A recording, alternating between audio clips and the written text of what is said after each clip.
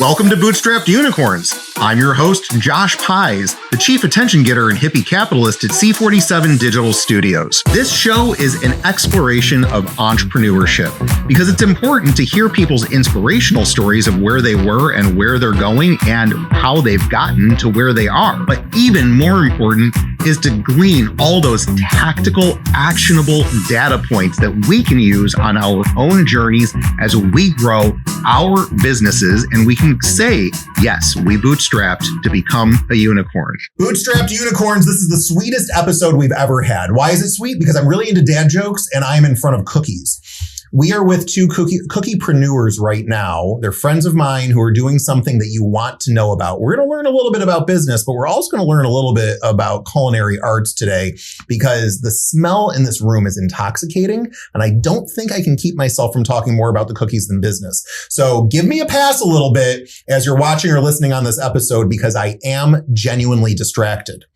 Now, I would be remiss if I didn't remind you that, yes, we are a sponsored show. Hire VP is our sponsor. That's where we get our virtual professionals. You've heard me say this before. If you want to have a virtual professional working in your business on your behalf, and they don't have to report in person physically to your business because they're virtual, right? You go to hirevp.us/unicorns. That's where you're going to find out that you can get discounts and you can sign up to become a client of HireVP. When you contact them, let Scott and Chloe know that we said hi. They're really cool and they're the leadership at that company. You're going to want to know them. So without further ado, oh my gosh, these Phat Ash Bakes smell so good. I don't know how you do what you do, but my God, am I a fan. Israel, Ashley, welcome to the show. This is exciting. It's been hard to book you two, by the way.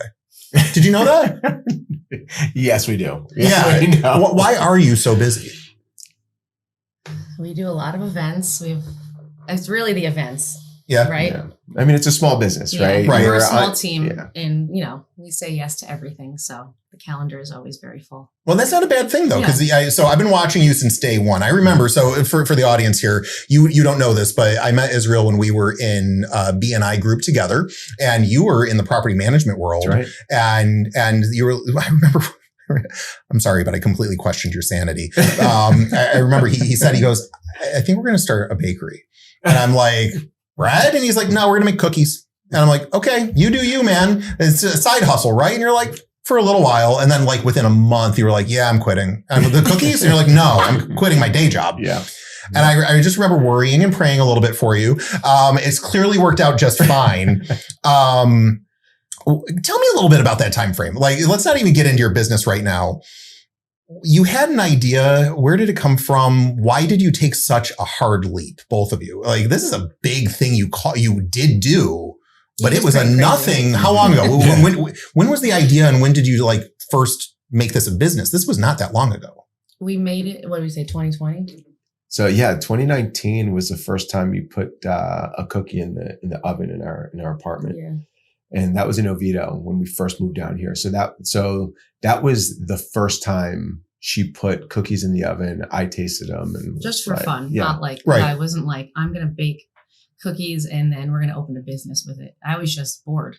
Oh, so I was just baking for fun. We just moved here, so we didn't really know anyone. And I mean, was it just like a chocolate chip cookie, or what were you doing? A cookie that we had when we were on vacation in New Orleans from like a local supermarket. It was like from their grocery store bakery, and it was so good. And then after we left, I asked our Airbnb host to like mail us some more of them because they were so good. And I was just bored. That was like years before we moved here, though. Mm-hmm. But I was just bored one night, and I was like, he was at like a real estate event, and I was home by myself, and I was like, oh, I'm just gonna try to recreate that cookie. But then it became like an obsession, and I would make it like every week just because I was like, I just want it to be perfect. I don't know why. I was just so you got in this obsessive baking, testing. Yeah. It's a puzzle. Yeah, it is. A lot of trial and error. How was it that night you came home from that event? How did it smell? Oh, it was incredible. So I was on International Drive with Atrium Management. Sure. I was there with Adam and Mike, and we're doing this great whole, guys. The whole real estate thing. And, late night, 10:30, 11 o'clock, I come home and she has these freshly baked platter of cookies. That's very 1950s of you.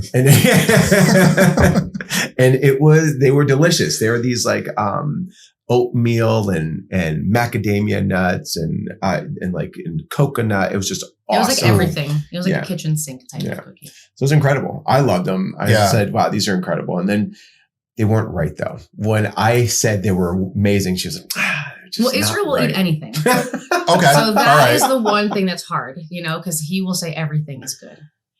So I have an agreeable palate, but it doesn't mean I don't like. If I don't like it, I won't eat it. But they were fantastic, and after, but they didn't match what you did. Could you identify that they weren't the New Orleans? I knew exactly what she was going for because it was there, but they didn't have the height. They didn't have the girth that she wanted. They didn't have the presentation that she was going for. So that's where the obsession came in, and I just kept on coming home, and there were cookies, and I had to bring them to the office. You to bring them to work. Yeah. There was like too many cookies for two people to eat. Well, I do remember a time frame when you started slipping cookies in over at BNI. So this was we were your test subjects. That's right. Yeah. I didn't know that. Yeah. Okay. Yep. All right. So 2019's happening. You're testing a lot of cookies. At what point did you go, I think I could sell these? I know that my friends at work were very supportive. Your friends will always hype you up. Yeah. Like, oh, you should sell that. They're biased. And it's like, okay, thank you. But, I did, I took that with a grain of salt. And then how did it happen? I guess I was working at Lululemon at the time. Mm-hmm. And I was a teacher before, but we moved here in the middle of the school year. So I was working there in the meantime, met awesome people. They really encouraged me to start the business. They just by saying like, oh, you should really sell these, blah, blah, blah, stuff like that. So I started selling them. Like I did a bake sale at a gym in Orlando. Like I didn't even go to the gym. My friend went there and they were like, yeah, you can come in and sell cookies. They had no idea who I was.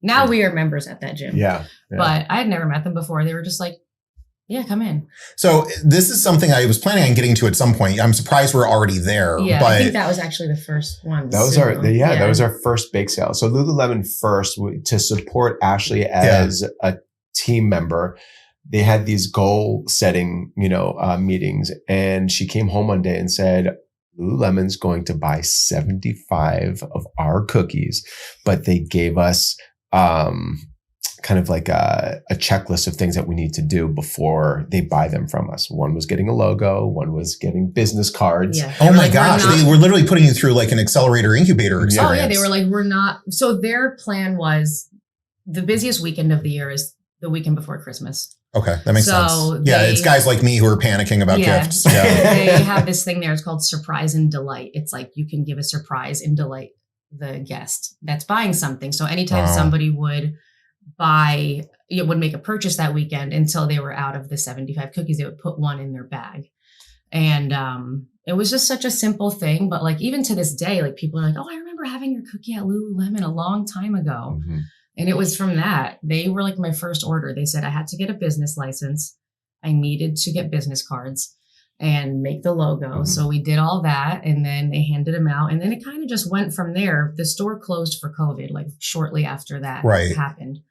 And they still continued to pay us for a few months until they reopened the store, which was awesome. But then it gave me time to he helped me build a website and do all that stuff. But I remember when the store was going to reopen, I had this big wall calendar that I would write all my stuff on. I would write like who ordered, how much it was. And when it was time to go back, I was like, I don't really want to go back to the store. Like I really have been enjoying doing this. So we sat down and we added up all the orders that we had for the month. And I remember I added it up 5 times. I'm like, there's no way that my math is correct. Like there's no way that I made that much money selling cookies out of our kitchen. And out of our home kitchen, our apartment. Right. And so it wasn't even that many orders. Yeah. It just was still enough, more than I had been making, previous to that. So that was my sign. I was like, all right, if I have to go back later down the line to work in retail or whatever it is that you go back to teaching, I can do that. But I want to do this for now. So I did. And then I never went back. Yeah. That's amazing. Yeah. So, and something I told you earlier, it kind of confuses me. The idea that you're going to take things like this, which usually are a gym no-no. I can't imagine walking up to a gym and being welcome with that platter for very long. Yeah, I follow you on your socials, and you guys do an incredible job with your social media. And I know that's part of your thing. We should probably talk about that at some point today. But a lot of it has very athletic looking people who are very trim and fit, like the two of you, eating no food. And it doesn't seem to compute for me, but you have a whole tribe and a culture built around this. What the heck? I want an articulate question for you, but my question is, what the heck? Yeah, I mean, we both do CrossFit. So we are in that community. We know gym owners and stuff like that. And also from when I worked at Lululemon, we meet so many gym owners and fitness instructors, which was really cool because that helped me make a lot of connections. But we had our first bake sale at Subu CrossFit, which is where we go now. And I realized people that work out, whether it's CrossFit or anything, like people that work out love to eat, period. They will justify eating anything. And that's great because I'm the same way. I'll always justify what I'm eating. Oh, I worked out today. But like these people so you can work it off. Yeah, exactly. Yeah. That's like my motivation to work out is. See, I always thought I was kind of cheating when I did that. Like if I'm working out and I've got goals and then I'm putting something in that undid my work today, that was always my negative. But so there's a lot of people out there who are like, oh, I deserve it. Yeah. I mean, I think you just have to find the right balance, but it just was something that it worked for us. And, people were just so open to it and so supportive of it that we started to sign up for more and more fitness events, specifically CrossFit. Yeah. And then now we do all kinds of like bodybuilding and stuff like that. But it's still athletic. It's still a crowd that cares about their body.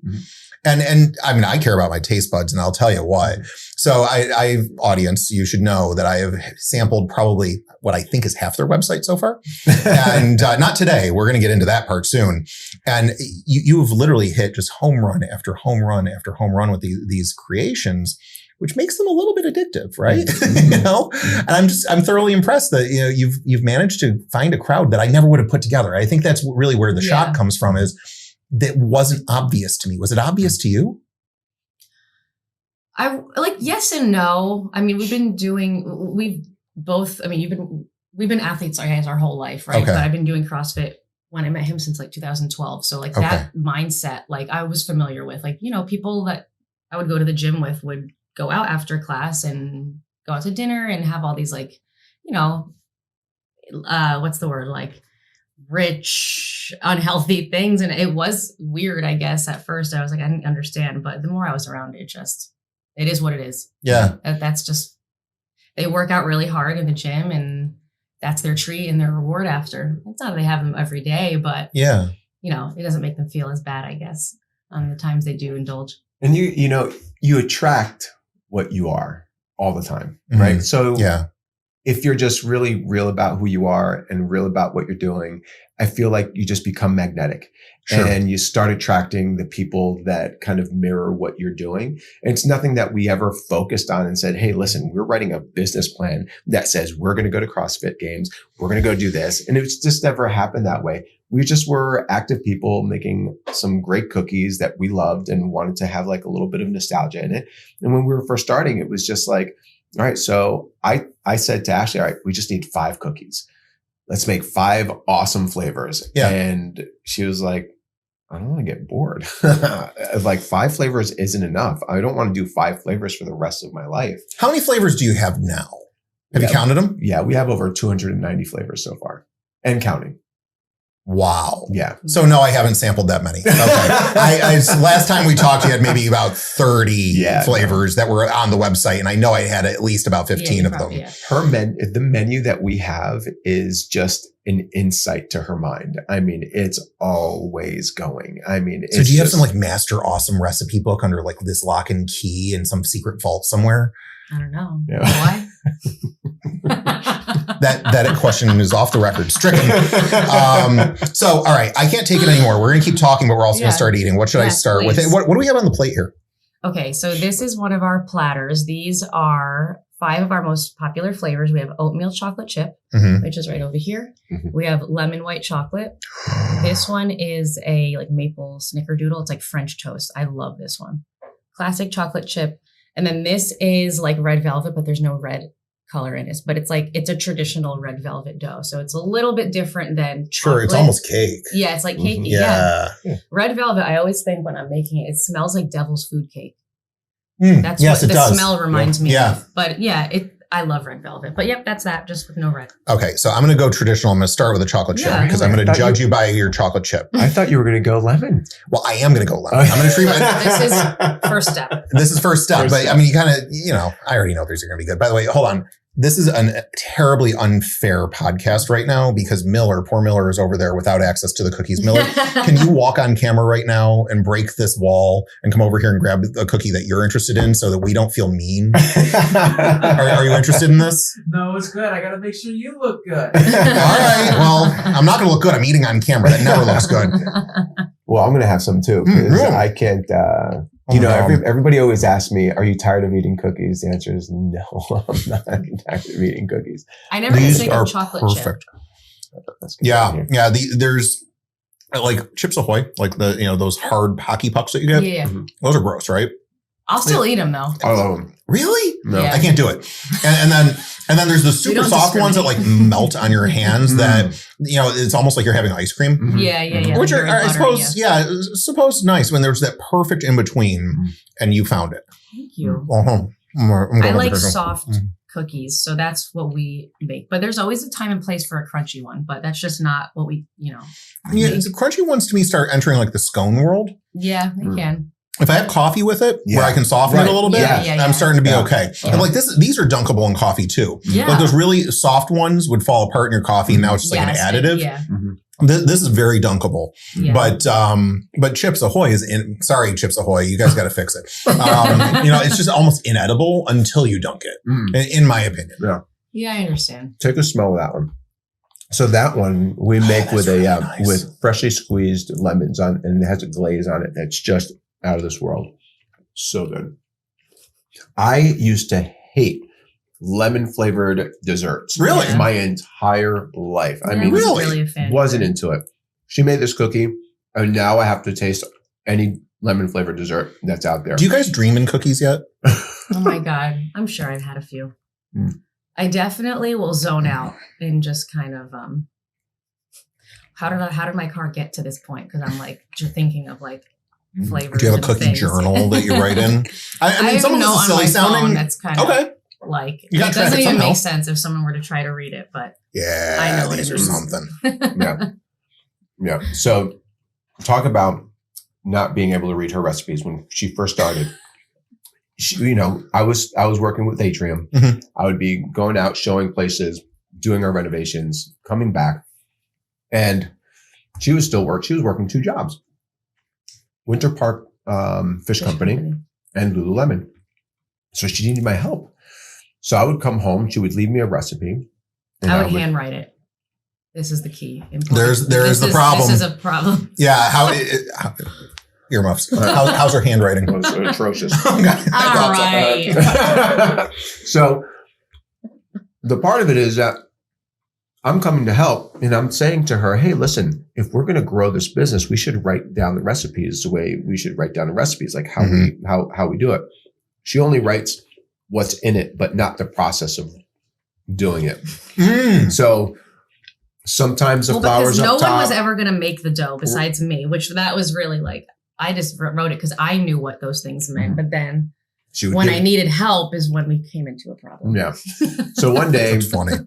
she has me make chocolate chip cookie, her recipe, which is super simple, but she had put a greater than 3/4 tablespoons of like greater than less than sign. Yeah.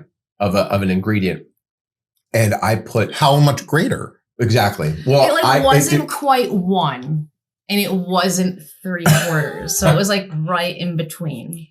So I thought the greater than was a 7. So I put 7 3/4 tablespoons of this ingredient in there, and it was not right. But she was able, the mark, I think, of a true artist is being able to take something like that and create something out of it. So she created one of my favorite and one of our best-selling cookies called the Honey Girl. I've actually seen that on the website. Okay. It's like a chocolate pecan pie type of cookie. Yeah. Oh, okay. The pecan pie one. Yeah. Yeah. Okay. Yeah. Mhm. I have had that. It's really good. So that's his mistake. Yeah. Okay.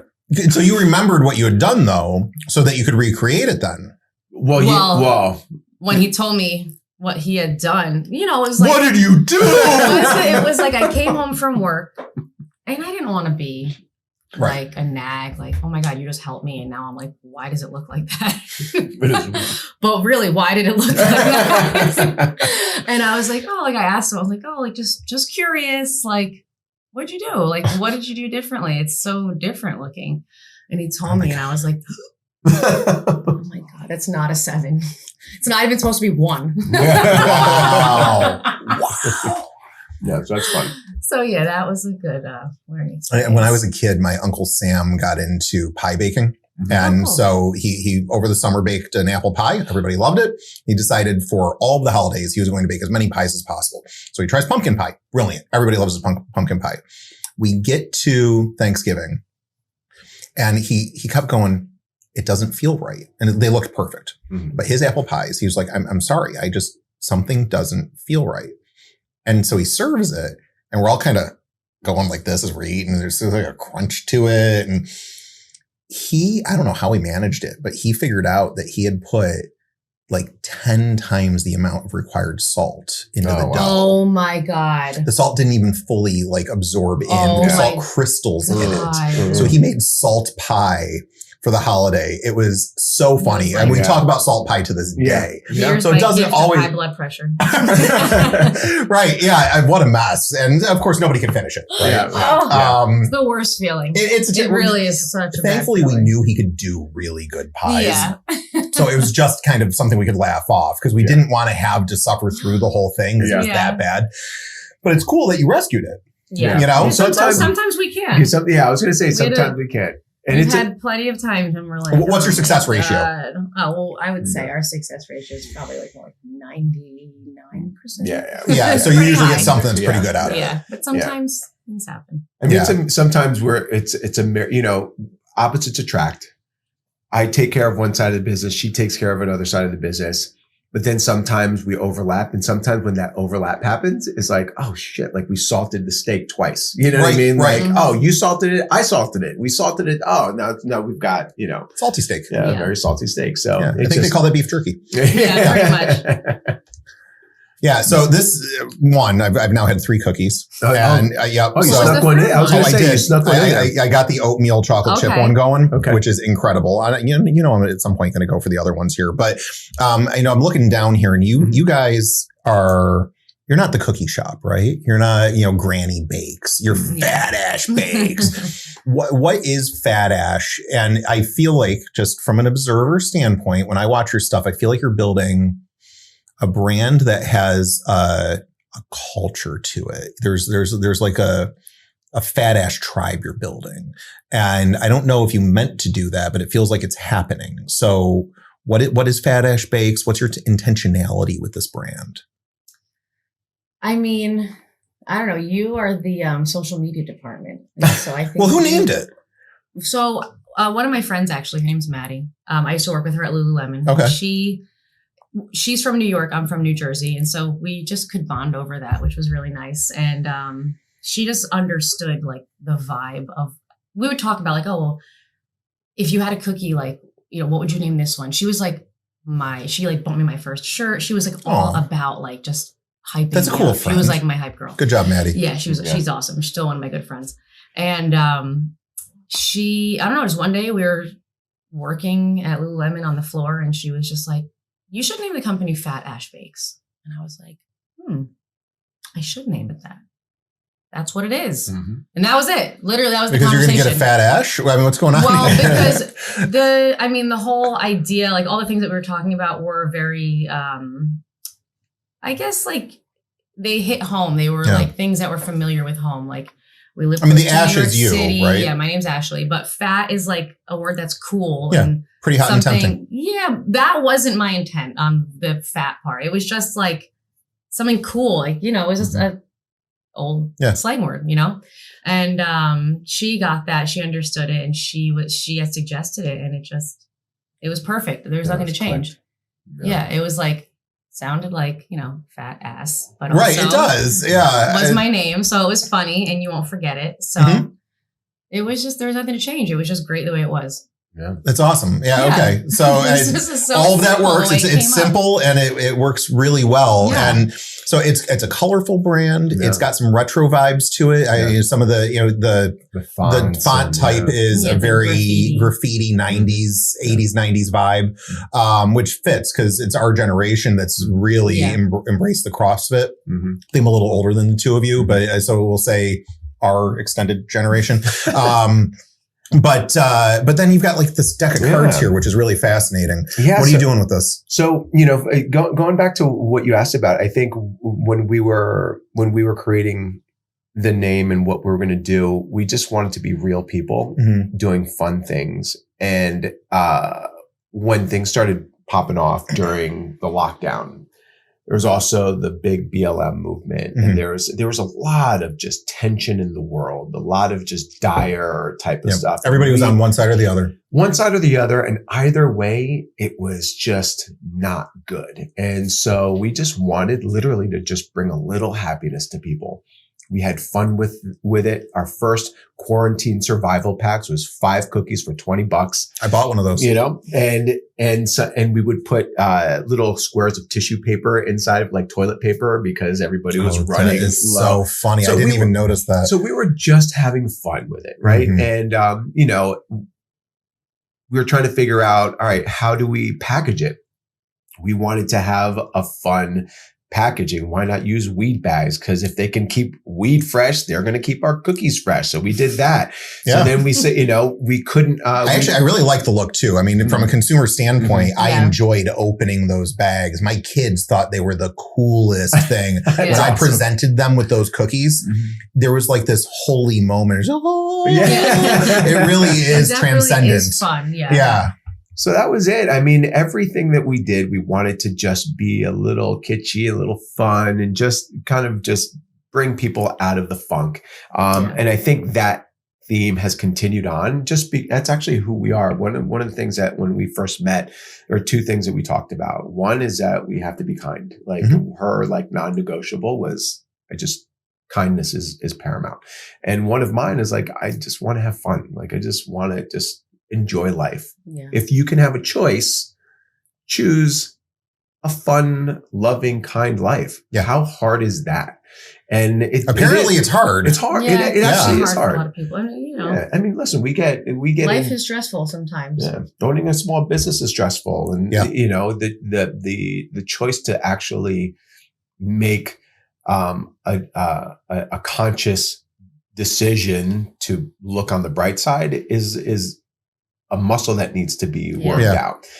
So, back to your question about these, it's another way for us to give back to the community in a way and kind of just showcase what there is out there. And you said these are local artists creating your cards? Yeah. So these, so we give a little information card in every single one of our orders. So it has a little bit of information back here. It has some QR codes, how to pay us if we're at a big event, how to review us or go to our Instagram. And then we thought, all right, well, let's have some fun with it. Cause I used to create all of the postcard art. And I have friends that are artists. I'm like, all right, well, listen, if you give me some cool art, we'll put it on 25 to 4,000 of our postcards at a time, and they get shipped all over the world. Sure. So you're going to get some marketing out of it. We're going to get a cool little logo. We'll put a QR code on the front that goes to your stuff. And so our idea is to do a full collection. So we have 1, 2, 3, and we're on our 4th artist right now. We're still looking for our 6th, 7th, and 8th, and 9th, and whatever. Yeah. Do you have a 5th? I do have a 5th. Yeah, we have. All right. Are we going to announce the 5th live on this recorded show that probably will come out after you've already released the 5th one? Yeah, I have to look at my email, but yes, we have a 5th one. That's good. All right. That's really cool. Yeah. We won't do anything with it right now. But, this kind of points to the cultural feel that you're building, though. I mean, those are bold artists. Mm-hmm. These aren't Monets and Mona Lisas, right? Yeah. These are bold. They are pop artists that fit with a pop brand, and you are a pop cookie artist. You really do you've got your finger on something. Do you have a name for it? What is this thing other than Phat Ash? I mean, You've got a je ne sais quoi. I want a name for it. We always say that we got that good, That's it. Yeah. So, that good is our cookies, but we also do that good, which means that we're donating, $1 for every chocolate chip cookie to a local charity every month. Changes. Yeah. So we're all about creating that good vibe. So if, our big thing is just giving them out. You can share the cookies if you want to, right? You don't have to, but they're a big enough size. I tried to bring him up here to give him cookies. His chance, his window is closed. These are now mine. But wow. Yeah. That good is actually something that I didn't understand when you first said it to me way back when. And then I started observing your social content, and it was not re-described. It was exuded. And so you just feel it. I mean, I watch social media a lot. What is it for you when you look at it? I'm going to throw it back to you because for us, we don't know what we're doing, right? We're just like we're throwing try things. It. Yeah, try it. We're always like, just all right, just put it up there. We'll see what happens. Well, from like a clinical standpoint, branding is best known when you can feel it when you walk away from the brand experience. So like, Disney for years, which they're struggling with their brand right now. So I don't feel as warm and fuzzy when I go to Disney as I used to, but you had a connection with a warmth and a kindness from every interaction from an employee, and every exhibit you saw and every parade you got at Disney. That was a cohesive experience in a brand that was warm and family friendly. That's their brand. And we knew that. And so there are some brands out there that you can feel. I can feel Nike. I feel athletic when I see the swoosh. I understand what Nike is inherently because I've got enough brand exposure that if I see the swoosh, my energy level actually increases. I've actually thought about it when I see this. Like, I want to go running. Hypes you up. It hypes me up because I've seen the swoosh. Your Fitbit's like beep, beep, beep. Right. Yeah. Seriously. It's like, don't have a heart attack, Josh. But so, I mean, those are two really well-crafted brands. And what I'm noticing from what I observe with your brand as a whole is I am excited by your brand. I personally am excited by your brand, and not just because you're friends, right? It's like, I'm excited for you anyhow, but you could have a boring brand and I'm excited that you're on a journey. But from your brand itself, I want to get up when I see your, like, it's hard for me to sit when I'm, this is not feeling, he'll yell at me if I get up, but, I feel energy from your brand. And the good part, I wasn't connecting good in the world, but I was connecting, comfort food. Oh, right. Yeah. And the feeling that you get when you need comfort food. Oh, yeah. That warm feeling like, oh, grandma made this for me. It doesn't have to be grandma. I could be at a restaurant, but I got my comfort food and I suddenly feel that warmth. Mm-hmm. I have energy and warmth at the same time from your brand every time I encounter it. Super cool. Right. Yeah, so that's pervasive through all of your content for me. Mm-hmm. Whatever I see, when I see Phat Ash Bakes, I also get hungry. But from the brand itself, I feel like you stand for something that is a warm goodness. Mm-hmm. And I don't know, I don't see that from a lot of brands. Mm-hmm. A lot of them, I don't think they know who they are. Mm-hmm. I feel like you know who you are and you don't have to explain it. I think, go ahead. No, I was gonna say, I think something for both of us, like part of who we are is just being involved with the community. Like, how can we help everybody? How can we involve everybody in something that we're doing? Yeah. And so I think that probably is part of it. Well, I do get a community vibe from a lot of your content because it's not always featuring just you, although your videos when you're showing your baking process are really good. Yeah, you've got a knack for this. I've told you this before. Like, you were actually, saying someday we're going to hire you. And I'm like, I'm not sure you should, because you've got your finger on what this is. So you need to keep doing what you're doing. I think you've figured it out. But when you so frequently have community members involved, and it's not a testimonial like, I like these cookies, I've never seen one of those. Yeah. What's really cool though, also to add on to what I was saying, it's not just about like us liking to give back to the community. Like, now we've started this shoe drive with Salt Outreach downtown. What's the street that they're on? I can't remember. On Central. On Central. Okay. On Central, yeah. And so awesome. They offer all kinds of services for, people experiencing homelessness, but we've done this shoe drive because shoes and socks, are like the number 1 and 2 most needed items for people that are experiencing that. And so anyway, our goal is to get 1,000 pairs by December. but so many people every day are coming by and bringing shoes. I mean, we're more than halfway there. And that just started a few months ago. So it's really like, yes, we like to do that, but just attracting people that are just like Are these that used too. shoes, new shoes, certain sizes? Like we're talking about it now. Let's talk about it. So So it's new or used. Used. Used is totally fine. To us, we might think a shoe is used like beyond, wanting to wear, but for someone else, it's still a good shoe. Sure. And they need that. So yeah, I mean, there are kids that go there. There are families that pass through there, like really any size or type, because they help people get clothes and shoes and stuff for interviews and jobs. So Awesome. It doesn't have to just be sneakers or flip flops or something like that, sandals. Like they could be dress clothes. And so all of it counts. It all matters, Okay. All right. So where do we send our shoes and socks? Sure. So we have a location at 912 North Mills Ave in Orlando. That's our bakery. So that's our bakery. And there's a front side and a back side. The front side is run by our friends Grilled Cheeses. So that's kind of like our storefront. And we consider ourselves a speakeasy bakery because we really don't have a storefront. We didn't want the storefront. We wanted to have our bakery in the back, kind of do our thing, and then invite people over when, it was time when the cookies are ready. Yeah. So if they wanted to drop it off, go to the back of the building, they'll see a black fence there, ring the doorbell, and then we'll accept the shoes. So it's I think that we are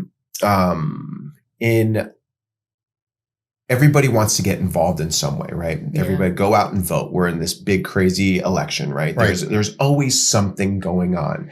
And in my personal philosophy is you can get really so deep in the hole of the big picture. Mm-hmm.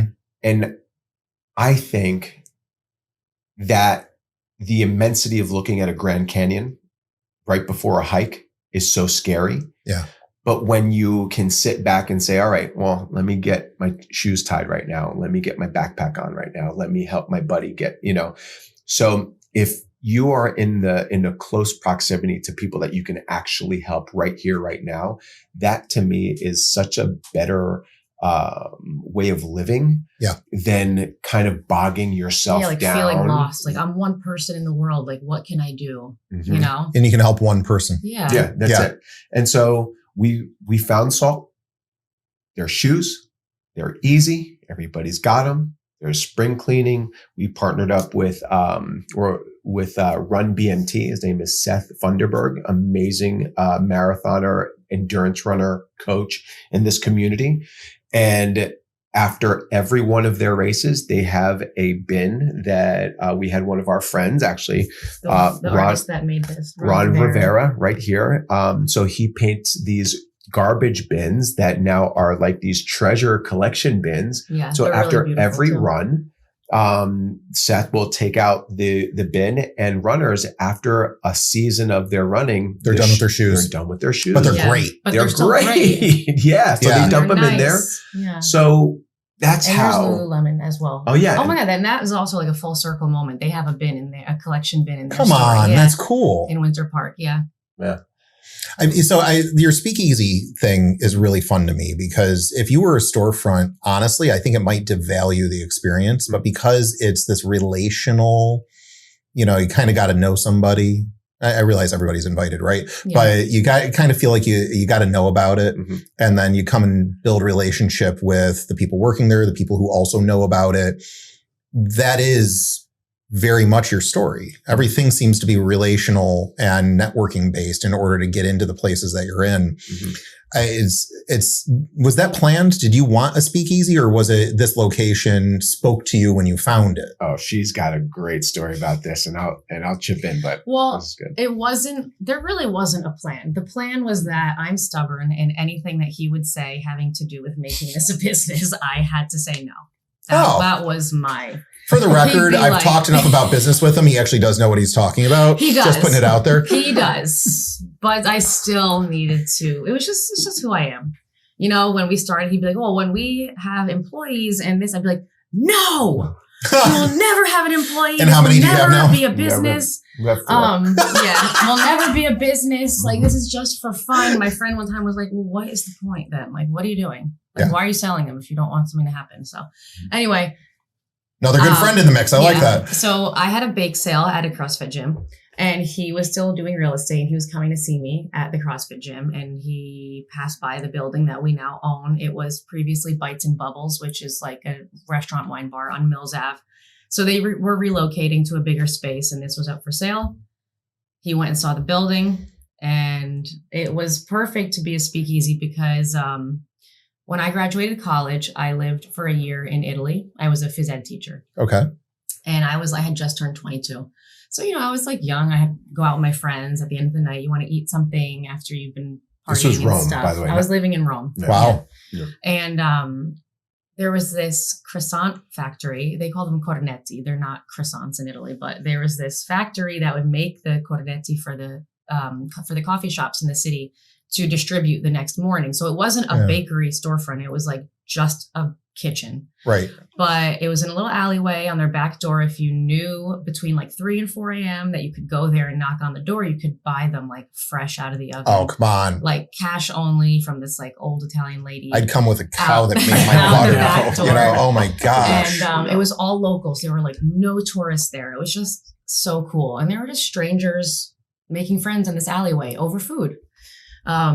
So yeah, that was one of my favorite memories. And I just had shared that with him, like just as a memory, not because we wanted to have our own speakeasy bakery. But when he found this building, he remembered that and he was like, yeah, like we can do that here too, like have our own version of that. Mm-hmm. So it was kind of already an idea that we had that was just a fun memory for me. And then it came to life.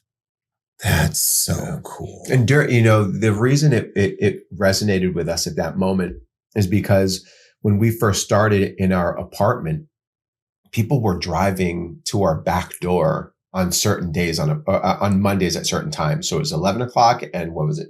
5 to 7. Maybe, yeah. Or 9 to 11. 9 to 11 or 5 to 7. So if you made an order through Instagram on our DMs, we would have that cookie ready, those bags of cookies ready, and you would drive to our back door and we would go out there. And this is an apartment. An apartment building. So just imagine, and we didn't have a credit card process. So it was all cash, brown paper bags. Wow, your neighbors had to be thrilled with you guys. Yeah. You were dealers in some way. Yeah. It just happened to be calories, not the other stuff. Yeah, bribing the neighbors. I mean, not that they cared, but they'd be like, I remember my neighbor was like, what are you selling? Well, at some point you're breaking something in your lease. There's no way that was actually okay. There's no way. No, that's not good. Then we got a commissary kitchen. Yeah. But this is the entrepreneurial story. You know this on our show that so many entrepreneurs go, rules? I didn't know there were rules. Yeah. And then they go ahead and you start something and you kind of got to beg for forgiveness a little bit. You got to be a good guy in the process, right? No, yeah. So, genuine begging of forgiveness, but still got to try something. Yeah. It worked. It worked. It was, I used to not want people to come to the house because I was there by myself while he was out all day. Because I would I would be standing in the kitchen I had 3 KitchenAids on the counter because we only had small. I would borrow them from my friends. They weren't all ours. I was borrowing them because KitchenAids are expensive. They are. But I would have all 3 on the counter going at the same time. And he would leave for work at 8 a.m. and I would be in the same spot at 8 o'clock at night when he came home, just doing the same thing, just making cookies by myself. But it got to the point where I used to meet people at Starbucks to give them their food, to give them their cookies, right? It was right next door to where we lived. But you can only go there in the back row with your brown paper bag, getting cash out of someone's window so many times before they're like, what the heck is she doing? So then I moved on to Target next door, but then they were like, what the heck is she doing? I swear, this is a drug dealer story, but with all the innocent overtones. I need to just do it out of the house. I don't know what to do. And then we got our commissary space. So it all worked out in the end, but. Do you have a big standing mixer now, the industrial size? Yeah, that's cool. A big one. Yeah, it's our big commercial purchase was this lady who had shut down her bakery, and we found it on Craigslist, and we went to her house, and she had a couple of extra racks and this one 20-quart mixer, and when it was $800, and we were like, holy, but new money. How much is it new? Well, I don't know what it is. It was more. It was more, but so at this point, we were still kind of scraping up money and trying to figure out what we were going to do. And that was the big moment where we've got racks and a commercial mixer. Wow. Yeah. It was awesome. Do you have commercial ovens now? Yeah. So now we have an actual bakery and we have I mean, the mixer that we use is like 3 times the size of that one that we bought that we were like, oh my God, Yeah. the mixer's so big. Yeah. That's But really yeah, the other cool. one's like the size of a person. And yeah, we have our professional oven and lots of speed racks now. So it's pretty cool. That is super cool. And of course, we did a video with you guys a year or 2 ago. So I've seen it all from the inside. I still haven't even been to the location. So I'm going to come knock on the door soon. Yeah, We got to super hang out. close. Yeah. Yeah. Any day, basically 9 to 3. Monday. 9 to 3. Yeah. Just come through. And Yeah. we're always either making dough, baking something. There's always something going on. So just come by and hang out with us. Are you still having fun? Are there days where it's not fun?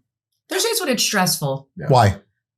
Just because you want to like make everything perfect for everyone, you know, like we do a lot of like catering or private orders for like people's weddings and stuff or baby Okay. showers. And that feels very important because it is. Yeah, it's like an honor really Yeah. to be able to be a part of those celebrations. But like, I guess the stress comes from just wanting it to always turn out right for them, you know, like if they have a vision, like you want to deliver, you know?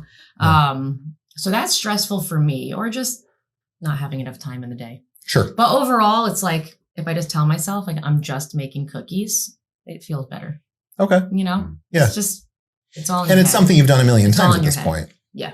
Yeah. Have you ever done a quantification of how many cookies you've made so far? No. No. Well, I mean, we've tried a while ago, but I haven't in a long time. I haven't in a while, but we have one of our biggest events that we do in Miami.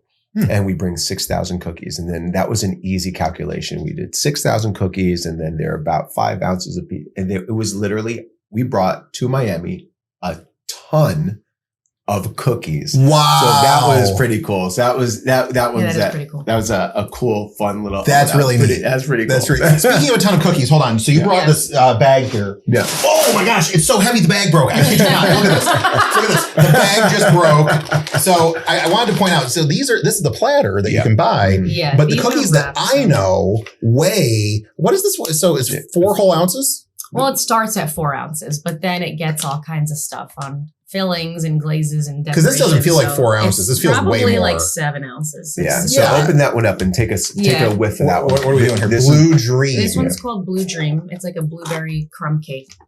This is what I look at the packaging. This is so good. So when we started, we were all. You also don't have to finish it immediately either. No. So Right. if you're a grazer, Yeah. I am probably not. Oh my god! Did I seal that bag? Is there glue I've in been here? fired from sealing the bags because I seal them. I See, might have done it very too low. thick. Well, I have very thick thumbs, and so Well, let me getting see. into small spaces is Okay, not let me easy for see. my hands. I mean, No, you did good on that one. He does have big hands. Okay, fine. All right, All right. take a smell of that one. So that one has our oh my gosh! yeah. So it's blueberry, and you know you can smell it from there, can't you? Yeah. Look at this. All right, so yeah, so these cookies really Yeah. good, just smaller. But this is what I know of your. Oh my gosh! Look at that. Yeah. That is, in the words of Will Ferrell, scrumtrulescent. So Wow. that's So it. yeah. do I get to take a bite of this? Do you want to split it? You want to Oh, cut no, it in that's half? all you. break that in half. Just Yeah, break it in yeah, half, yeah. and then what you'll find is there is our blueberry cream. Here You go, see here you go. the dried blueberries in there, Here, do you wanna- and then we have we'll use this as a Plate. little thing. And then we're from up north in Jersey, and every bagel shop, bodega, Oh my god! This is bakery has a New York crumb cake, coffee crumb cake Yep, in there. they do. They 3 inches of crumb on top, Mm. you know? Yeah, and the crumb is what you want. Yeah. And Yeah, so, there's a lot of butter in there. yeah. So that on top, it has a crumb topping on there. So, which makes This it is delicious. incredible. Thank you. Well, Wow. Well, and Thank actually, most people don't know, but New Jersey is one of the blueberry capitals of the world. didn't know that. I didn't know Oh, that. yeah, some of the biggest farms in the world for blueberries are right there in Really? Jersey. Garden We've done State. video work with them. Okay. Yeah, and there's a lot of blueberry farms here in Florida too. Mhm. I'm not sure what it is about their soil and climate in Jersey, and I I'm don't not know. sure why it is here, but both areas are very blueberry centric. I don't know. Whatever. So these are fun. So we have 8 different flavors every week. The one flavor that doesn't change is a chocolate chip cookie because that's our donation cookie. Well, sure, and it's also the most traditional. You've got a little kid Of coming course. over; Yeah. they want a chocolate chip. Chocolate cookie. chip. Yeah. Exactly. Their palates aren't refined yet. Yeah. Well. My kids' palates were clearly are refined because they devoured all your stuff. So the size of the cookie is really impressive. I mean, when you get something, boy, do you get it. And this one's colorful. What's that? We don't have to open them all, but I'm just. We wrap them like this because it makes them stay neat, but also because when we ship, it preserves the cookie inside the bag a little bit. But this one's called Galactic Peanut Butter S'mores Brownie. So it's a mouthful. Yeah. But if you ever had oh my God, what the heck are they called? Cosmic Brownie. With those little colorful things on top. That was the inspiration. So it's like a chocolate cookie with brownies and peanut butter and marshmallows. So it's like a galactic brownie, but like Bootsy Collins came up in my head immediately. You should almost have musical themes for some of these things because this literally looks like a music video Bootsy Collins would have had. You can't see this on camera too well because they do have the good protection on there, but it is colorful AF. Yes. Yeah.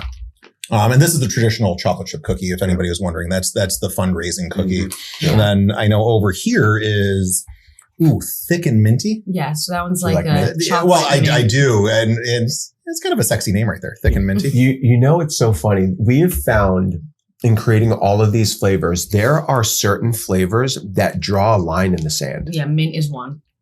So is coconut. Coconut is another one. You know, lemon's another one. Mm-hmm.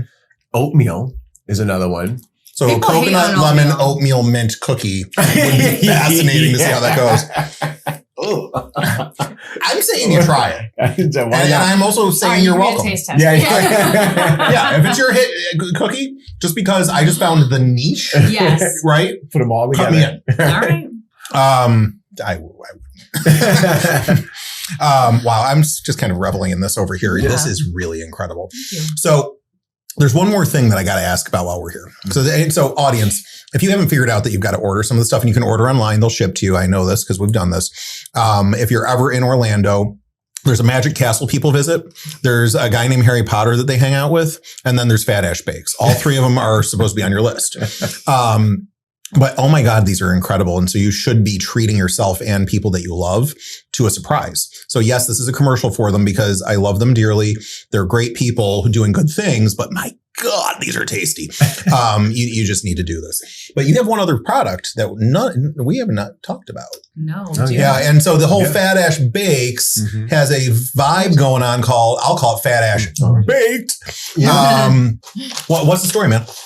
So when we first started, we were kind of the fun marketing part of our brains. We're like, all right, let's play with the whole alternative lifestyle of, munchies and do that, right? So you're smoking weed and what do you do when you're late night munchies, right? Right. So that's what we had. We had the bags. We had that good. The cookie name. Blue Dream. Yeah, Blue Dream. So the names. Just the whole thing was all like, that's not infused. Okay. No. Did you just lace me? What's going on? I gotta drive. I know. I saw your face like, no, that one wasn't. But our whole vibe and the fun, surrounding it was about munchies and things like that. It was just, we knew that people would totally be down to eat this stuff. Oh, totally. I mean, it is culturally popular. It's medicinal. There's a lot going on there. So out of curiosity. So that was how it started. And people would always ask us without us having infused anything, just because of the way it looks. And because of the slogan. And the slogan. Phat Ash Bakes. They're like, are these infused? You got that infused? And we're like, no. They're like, well, you should. Fast forward. How many people does it take to say, well, you should before you do? Exactly. So it took us a while, like a year, kind of just, Florida is one of those states where it's on the cusp of legalization. Maybe not, but it's in the Proposition 3 this year. If they vote yes enough, right. So I'm probably voting yes. I think we're wasting a lot of manpower and silliness fighting it the way we fight it right now. Yeah. However it goes. What we wanted to do is we wanted to get into the culinary side of it in a very sophisticated way. A lot of people have the special brownies and all of that stuff that are all under the radar, kind of like they're not official. So we tried to figure out, how can we make this official? We have something to lose. Phat Ash Bakes. Right. So Phat Ash Bakes is our love child. This is something that we've poured our hearts and soul into. Yeah. And so we want everything that we do, we want to do it right. And so we said, all right, well, we could figure this out. Sure. And we did. We did the research. We talked to the right people. We've, vetted it through so many different, legal standards and all that stuff. Medically it's safe. Legally it's whatever you had to do is in line with the Florida laws. Yeah. So now we created a completely new company called Baked and Infused. So right. So the name of the company is right on the bag. Is right on the bag. Yep. So that is a chocolate chip cookie that is infused with 20 milligrams of THC that's hemp derived. Okay. So it is. I don't know this industry very well. Mm-hmm. So some of this it can get confusing. Yeah. Right. Yeah. So I'll make it super easy for you. Do it. Yeah.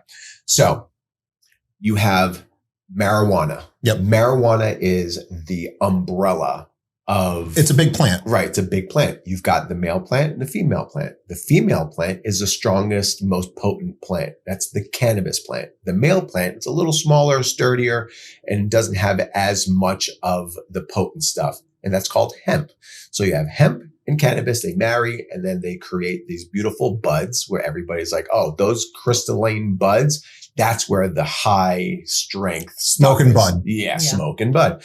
So hemp never got any real stage, spotlight on the stage, because if you're going to legalize something, which would you legalize? You would legalize and regulate the highly potent one. Right. So they started with that. Now people are realizing that the hemp plant, because of the way the laws are written, you have to present the hemp plant fully intact.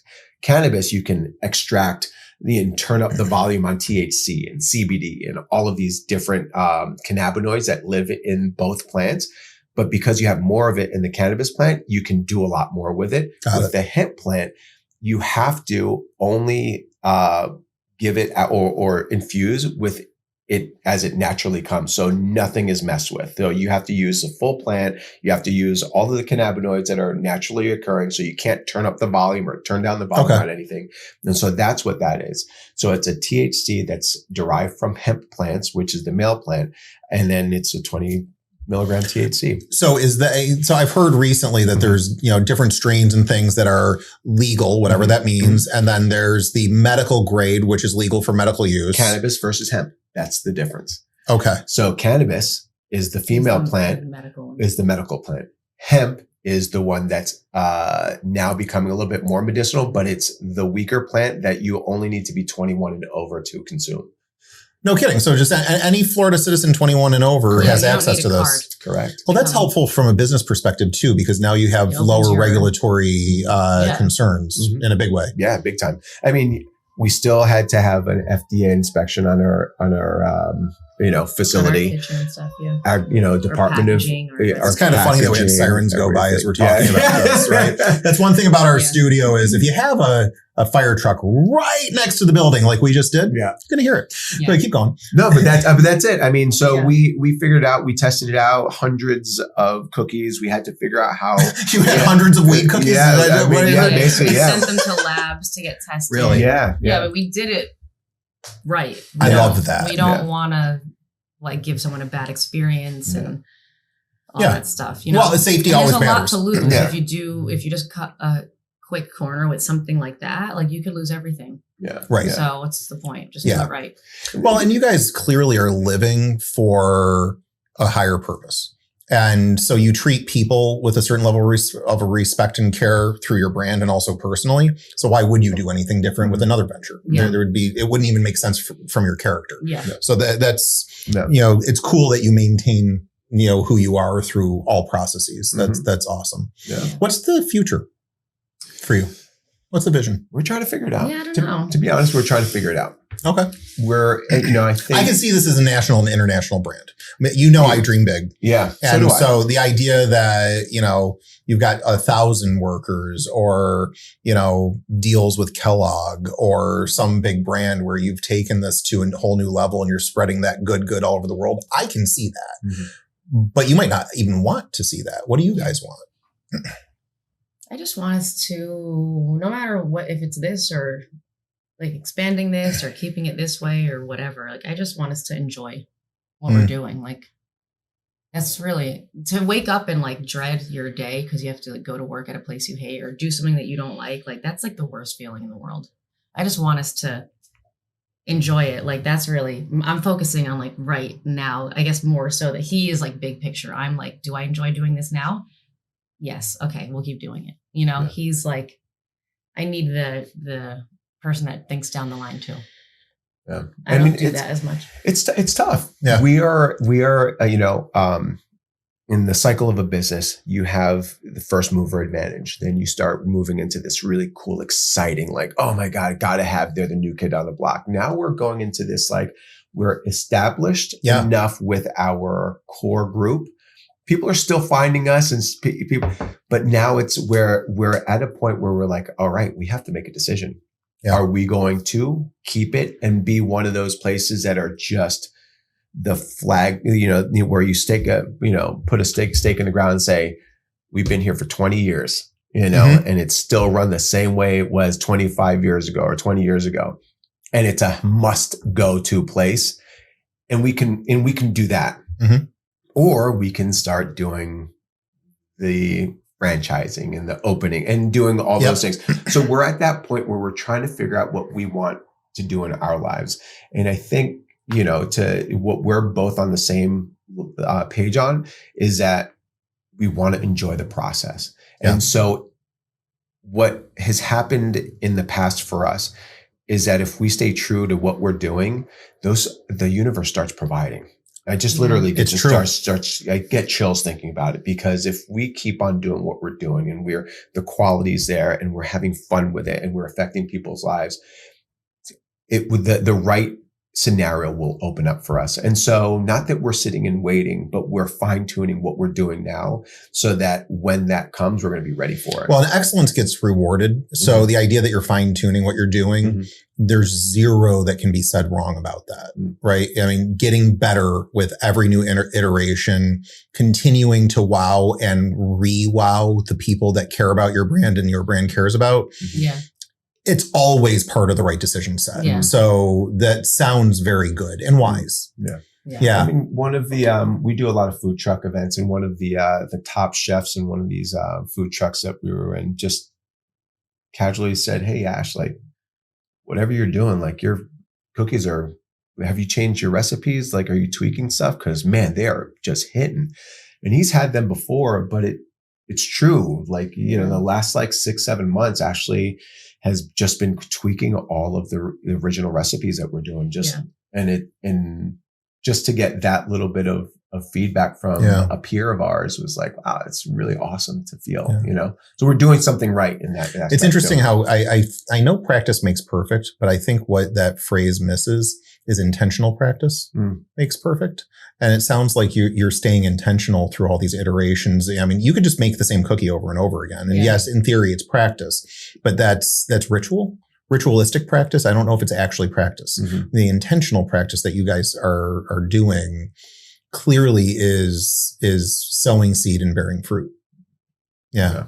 This is really so I'm a groupie. I don't know if you noticed. I've turned into a total groupie for Phat Ash Bakes. Boy, am I going to continue to cheer for your success. And we're going to do something too. I mean, we're doing more and more events here. I said it off the air. I'll say it on the air.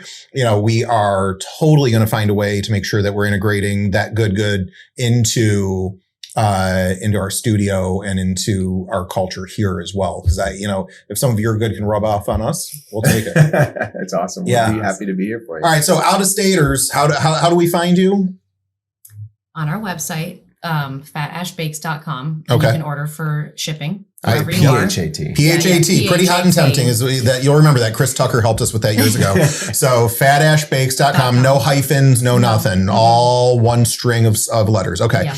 And then your home bakery, your Speakeasy again, where are we going to find you? 912 North Mills Avenue in Orlando, Florida. And that's in the Mills 50 district, right on. Such a hip area too. A cool spot, I know, man. you landed such a cool spot. You bought that location, right? We found a pretty good spot. I just got chills from that. I love that you own it. Listen, you know what's crazy?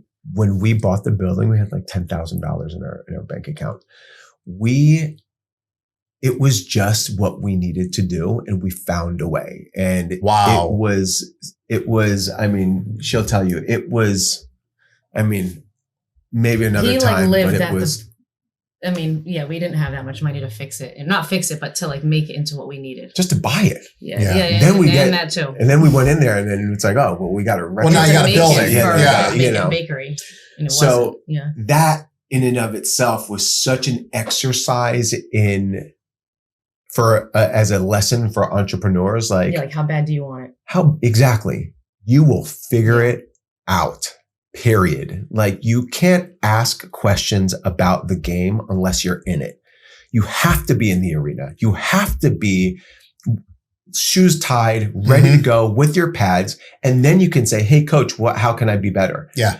But if you're sitting on the outside and saying, hey, listen, I want to get into this game. How do I get in it? You can't. There's no way. Just play the game. Nobody can help you get ready for the game that you're about to play unless you're in it. Yeah. You have to be in it. Yeah. So when I drove by that building, I called Ashley up. I was like, this place is perfect. She was like, are you kidding me? Buy a building in Mills 50 now? No way. I was like, trust me, we'll figure it out. 60 days later, we figured it out and we have the building. And so it's just like, awesome. And it was through BNI networking. No kidding, really? I'm telling you, dude. It was. Oh, come on. Yes. That's amazing. Yeah, it was BNI awesome. works. I'm telling it you. Does, yep. But you have to know the right questions. Yes. Yeah. And because I called people up, I was like, I actually think I called you as well. I called people and was like, I just need guidance. I don't need money, investments. I just need I don't know what I'm doing. But I just put in an offer. So this is what the offer letter looks like. And they were like, all right, send me the contract. Okay, this is what you're going to do next. These are the 5 steps. I did those 5 steps. I called my buddy back up. He was like, holy shit. Like, you just did that? I'm like, yeah, what else? Tell me what else. He was like, all right, cool. So he was sitting back almost playing a video game through me, but I was I was a guy in the field, his, player. Yeah. And he was giving me the playbook. All you need is and you're learning through the whole process, which is awesome. It's the only way to learn. Yeah. You can't, I've read so many books, listened to so many books. It just, you have to grow your wings on the way down. You have to leap and you got to go, I trust that I will have feathers and just start flapping. Yeah. Yeah. Yeah. And that, to kind of bring it home is the beauty of our relationship in every aspect, is that there are just things that I don't know. And she knows the same. And then we just trust each other we have our backs. Oh, this is such an Elton John moment. Can you feel the love tonight? Okay. Yeah. It really is. You have to have great people around you to do great things. Right. And so it's just like, sometimes I'm like, I don't know. All right, let's just do it. Whatever you think is right. And then she'll do the same with me. And then we just know that we're actually in it together. So there's no question that I wouldn't fuck myself. Excuse my language. But we put explicit on our show just in case. Okay. It's all good. It's just like, that's the way it goes. And just the trust is so important. And yeah, we're doing it, babe. Yeah. You guys are cute. This is good. This is really good. So audience, I tried closing it once and then Israel's sorry. we're not closing this episode. I'm going to tell another story, which is actually really fun. Sorry. Every once in a while I'll get a guest where I'm like, you're going to have to come back. So you're going to have to come back. It's a social butterfly. Yeah, no, it's all good. This is fun. I knew you guys were going to be good on this show. So, hey, I'm Josh Pies. This has been Bootstrapped Unicorns. You're going to order Phat Ash Bakes. It is good for your soul. I swear. I feel better already. You shall too. Yes, I said shell because it's biblical. Gosh darn it. We'll see you on the next episode. I'm so glad that you tune in. I hope you've subscribed and liked and found us in all of the socials. And remember, we do have the Facebook group, the Bootstrapped Unicorns Entrepreneurship and Marketing Group. It's free. I do very little selling in there. The only selling in the entire time we've had that group has been for an event where we were taking $10 per seat just to make sure people showed up. And then we gave all of the money, we're giving it, it's actually next week, to charity. So we're really not selling in there. What we're there is to help each other grow. And if you guys aren't in that group, I hope you're in the group already. But if you're not, It's just iron sharpens iron. It's entrepreneurs hanging out with each other, talking to each other, helping each other. And you've lived that through the BNI story and your real estate story. And we hope we're going to have stories like that in the group too. And so please join. I will see you on the next episode. This has been Bootstrapped Unicorns. And the next guest, you know my rule. I have no clue who it is. I just know they're poised to help you grow on your entrepreneurial journey. And that's why you're going to be back. Now get back to work.